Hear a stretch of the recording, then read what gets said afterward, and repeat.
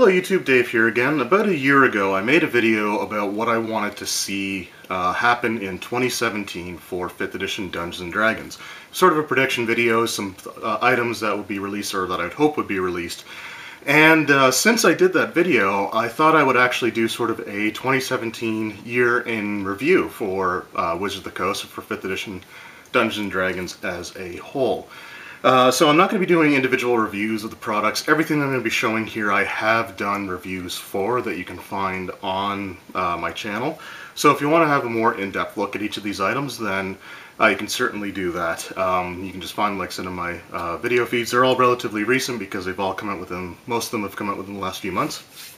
But again, I thought I would just sort of look at what I had hoped would come out versus what's actually come out. Now I'm not going to go too much into what I hoped would come out, because I'm going to be doing a what I'd like to see in 2018 video, and some of the things that didn't happen this year that I was hoping would happen this year I'm probably going to carry over. The biggest thing that I really wanted to see, the two biggest things that I wanted to see come out this year were accessories and campaign settings. And so we obviously know that the campaign setting hasn't happened, so I'm not going to talk about that. But we did get some accessories, and we did get our regular book releases that we tend to get every single year. So I actually want to start with the books themselves, and just to sort of get that out of the way, I'm going to do these in the order that they were released. So the first thing that we got this year was the adventure book Tales from the Yawning Portal. And what this is it's a series of reprints of previously released adventures from the different editions of Dungeons & Dragons. Now it says it's from D&D's rich history and past, and a lot of these adventures are, but what's interesting is that with the exception of Dead and Thay, which was a D&D Next playtest exclusive, all of these adventures take place from either 1st edition AD&D or from 3rd edition, specifically even 3.0. So there's nothing from 2nd edition AD&D, and there's nothing from 4th edition, which actually did have some pretty good adventures. Regardless of what you think of the rule system. So that said, though, this is an excellent product.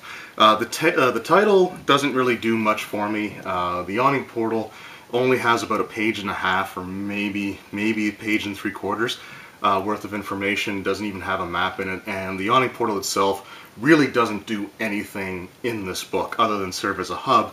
Even though, with the exception of Dead and Thay, all of these adventures were originally set in either Greyhawk or just the standard 3rd edition D&D setting, which was Greyhawk. But that said, this is an excellent collection of adventures from various levels, and what's great about this is that they're not actually connected. There's no, I mean, you can try to link the adventures together, and Sunless Citadel and The Forge of Fury were consecutively printed adventures back in 3rd edition.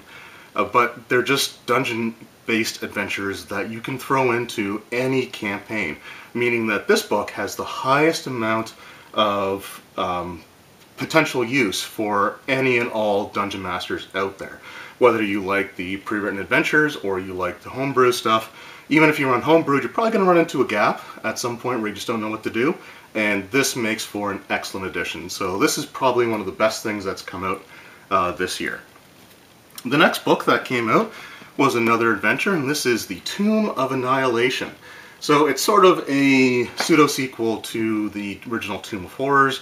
The basic premise of this is one dedicated story, so unlike Yawning Portal, which was just a mishmash of dungeon crawls, this is an actual campaign meant to go from levels 1 to 11.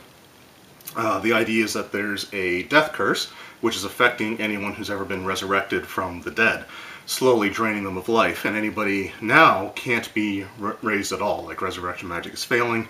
When someone dies, their soul is just stolen and taken. And it's up to the player characters to find out.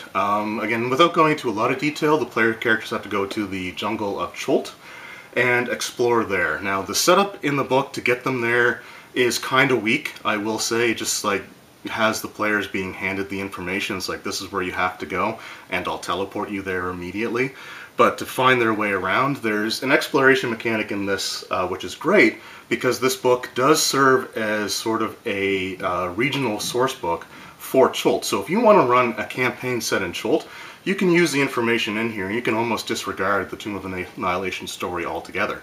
But the Tomb of Annihilation story is there. It's a ticking clock, so it's kind of based on the assumption that the player characters are under some sort of time constraint, as people are being slowly drained of life.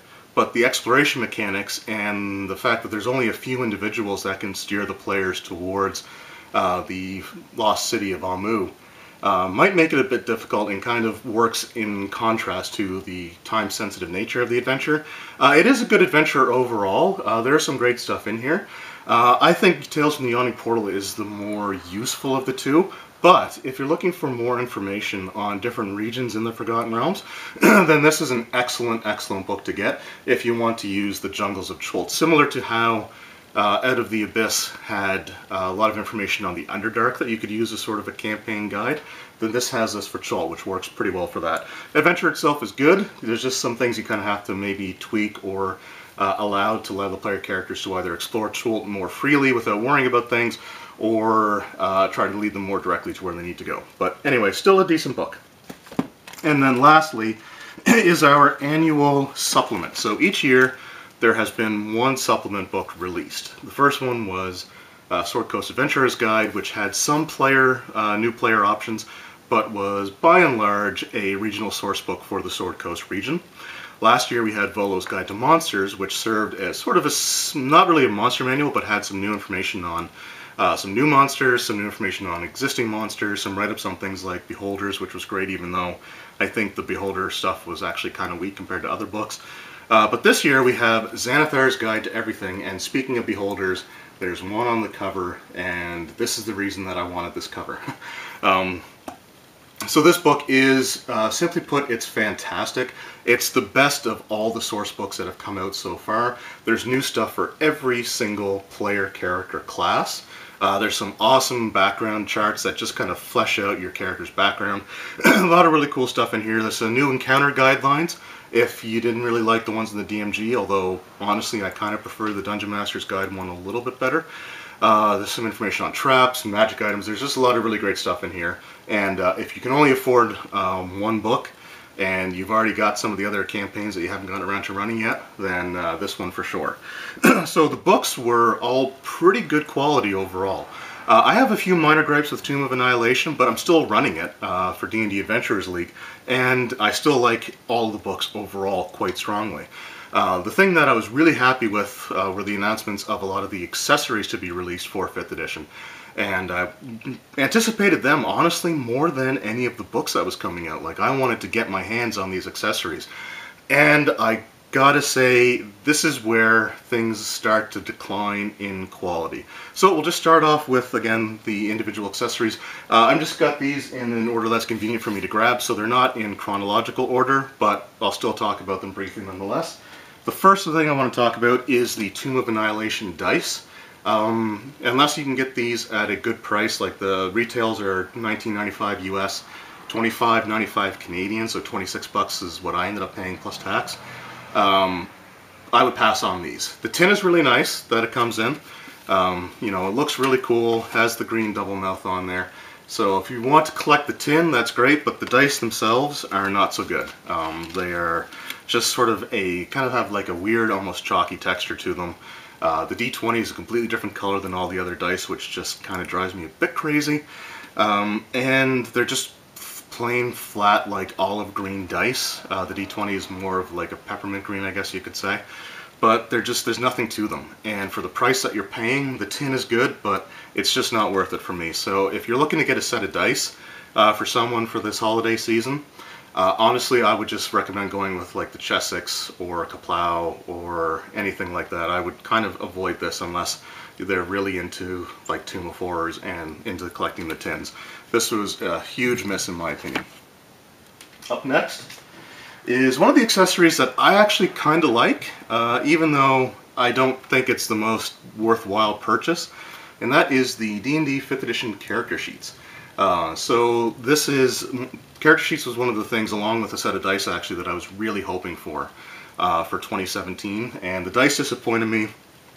These ones, not quite as much. The folder that they come in is actually really nice and has a list of actions and stuff down there that your players can use. So if you're looking to have sort of a, you know, a nice folder to carry stuff in, and have that list of actions that you can do on your turn. This is an excellent resource, and you do get a bunch of character sheets in here. The issues that I really have with it just kind of comes from the fact that I think they could have put more sheets in there. And there's a sheet in there for beginners, which has like larger sections for things, but it's missing the spot for the proficiency bonus. I had someone ask me, is it really that important to have the proficiency bonus on the sheet because it's something that everybody should know? And my answer is absolutely, it's important to have it there.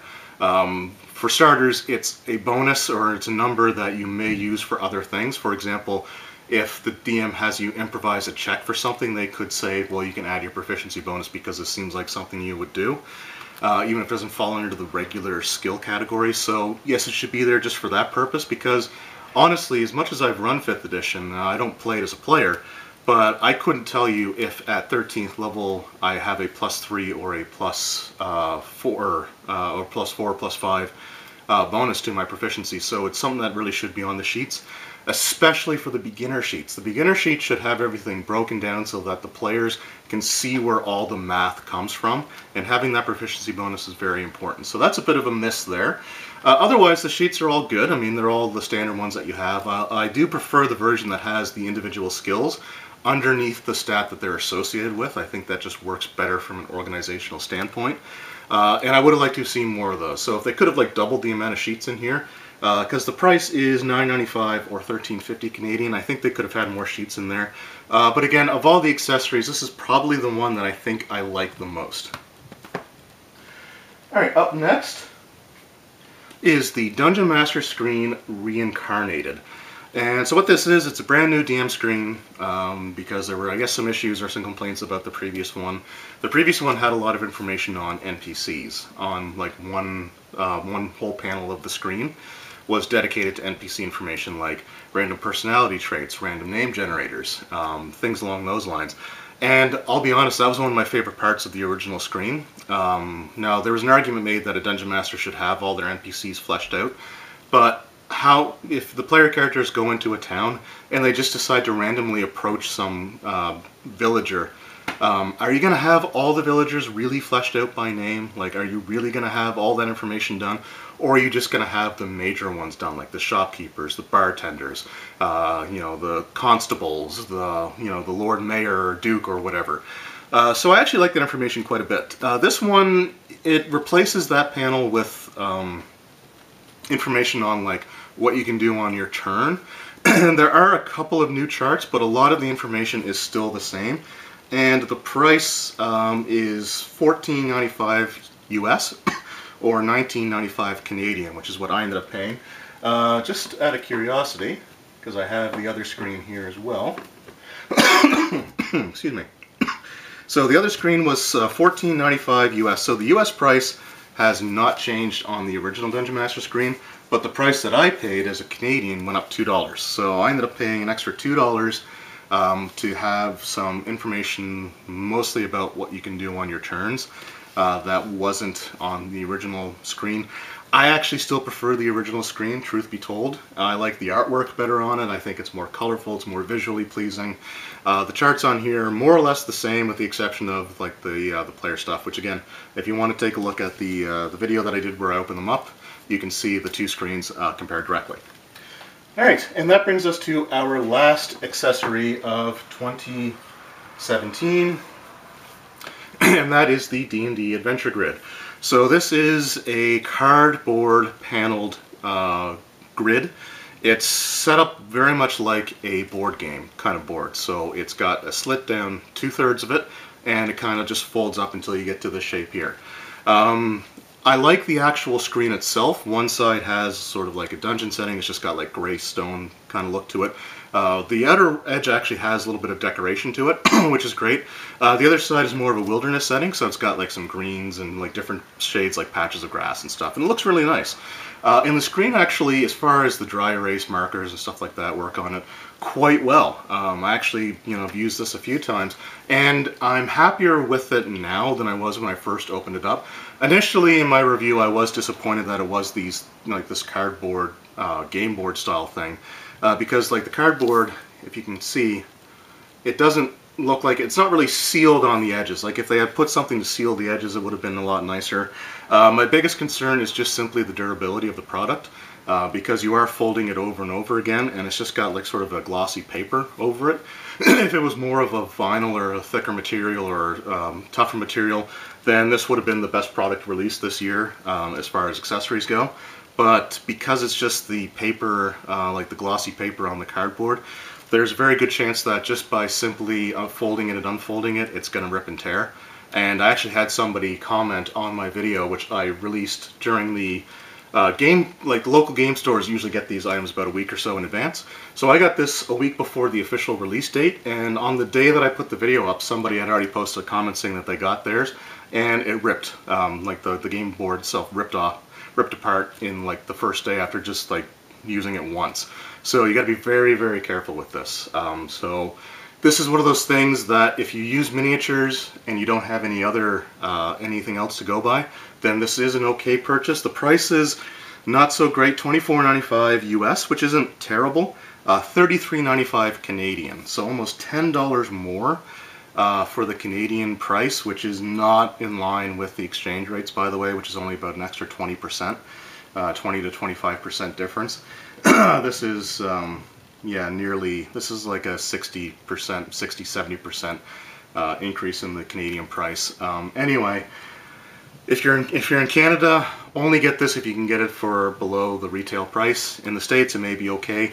I will say a friend of mine had shown me the Pathfinder battle mats, and what they are, they're the same thing, but they don't have the cardboard. They just have it's just the surface, so they're thin, and you just kind of fold them out. But I would say, honestly, I would get those before one of these, just because with those, there's no slit up the middle. You're just kind of unfolding it and flattening it out. I mean, it may be a little bit of a hassle to get it to stay completely flat, but I think it's going to be a lot more durable than this in the future.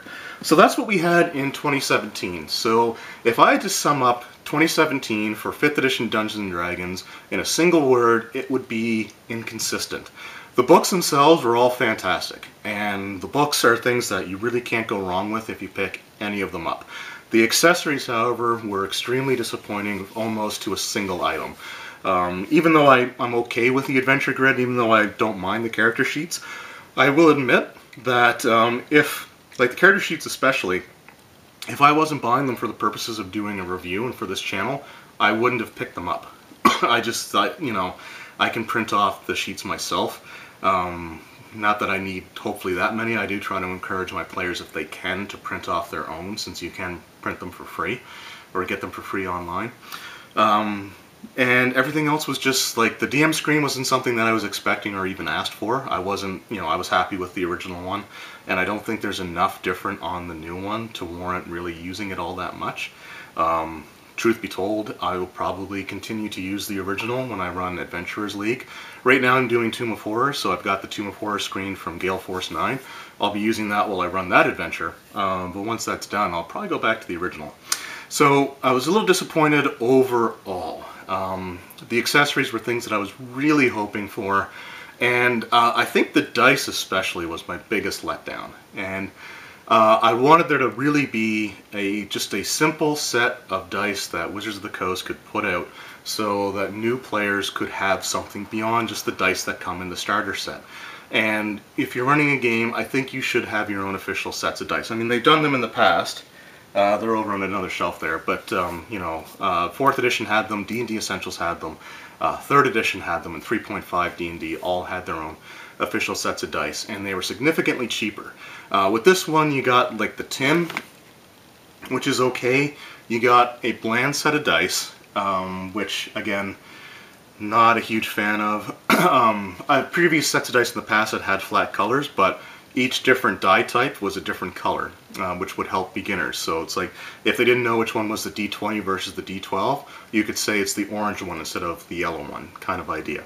With this one here, what they really missed, in my opinion, even if they weren't going to go with a patterned set of dice, I mean, it wouldn't have killed them to have a lighter green kind of swirled in, similar to how the starter set dice look. They're just like a dark blue with sort of like a swirly kind of pattern in them of a slightly different shade of blue. They could have done that, but they really should have had a second D20. They should have had a D20 that matched the color of the rest of the dice, and then had your second one, which was an off color, that you could use for advantage or disadvantage. Or if you have multiple attacks, you could use it for, you know, the darker one would be your first attack, the lighter one could be your second attack. So this was the biggest letdown, and the price is something that's also going to be a bit prohibitive, and I don't know how much these are going to be produced. They kind of feel like a collectible item. For example, the bookstore, the book chain that I get most of my stuff from, only recently got some of these in stock, and I don't know for how long these are going to be able to be found. If this is going to be their regular set of dice going forward, that's fine, but to me this feels like it was a collectible tie-in product to the Tomb of Annihilation, and I almost fear that when they do their next big story, these will be discontinued.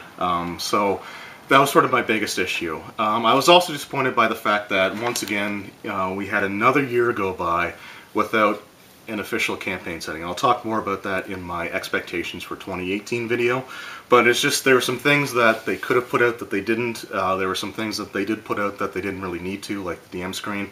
The other big issue was they crunched everything together. The Tomb of Annihilation dice, Tomb of Annihilation Adventure, and the Dungeon Master screen, Reincarnated, all came out on the same day. They were all released at the same time. Even though they were announced months before, they were all released at the same time. Instead of having, like, the DM screen come out, you know, 2 months before, having the dice come out, you know, maybe a month before, having the adventure come out, they crunched everything together.